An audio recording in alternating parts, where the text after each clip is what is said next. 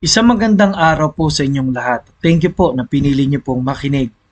Ito pong ating tema at ang ating talata ay sa Romans chapter 5, verse 6 to 11. Ano pong sabi po sa Roma 5, 6 hanggang 11?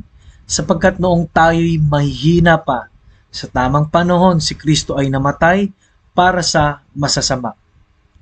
Sapagkat bihirang mangyari na ang isang tao'y mamatay alang-alang sa isang taong matuwid, bagamat alang-alang sa isang mabuting tao, marahil ay may mga ngahas mamatay. Totoo po, no? Kung meron pong magsakripisyo para sa mabuting tao, pero yung nagkasalat, ano, ba't mo pipiliin yan? Ano? Kaya ang tawag po sa ginawa ni Jesus para sa atin ay biyaya. Roma 5:8, subalit pinatunayan ng Diyos ang kanyang pag-ibig sa atin na nang tayo'y mga makasalanan pa, si Kristo ay namatay para sa atin. Lalo pa nga ngayong itinuring tayong ganap sa pamagitan ng kanyang dugo, ay maliligtas tayo sa galit ng Diyos sa pamamagitan niya.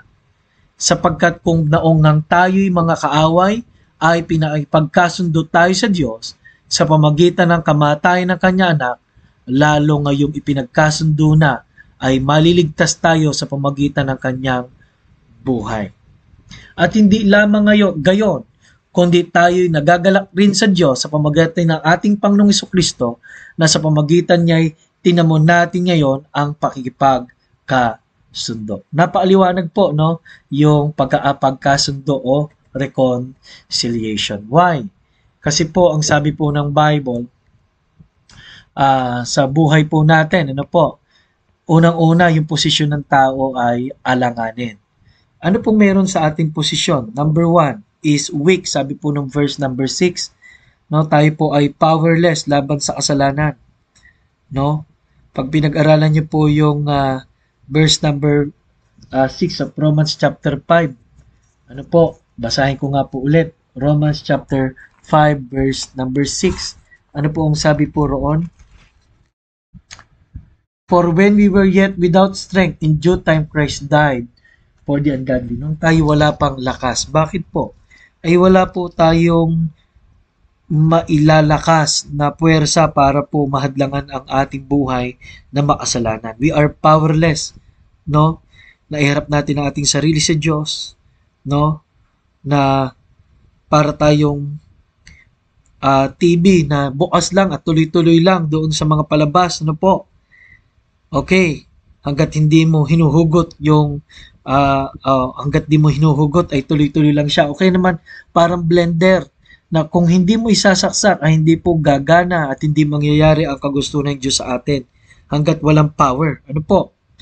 Noong tayo'y wala pa sa Panginoon. And then, verse 6, namatay si Jesus para sa ungodly. Pag sinabi ungodly, ay wala talaga ang pagiging ma-Diyos, no? Lumayo talaga tayo sa tunay na kalooban ng Diyos. At sabi po ng verse number 6, no, tayo ay nagkasala, no?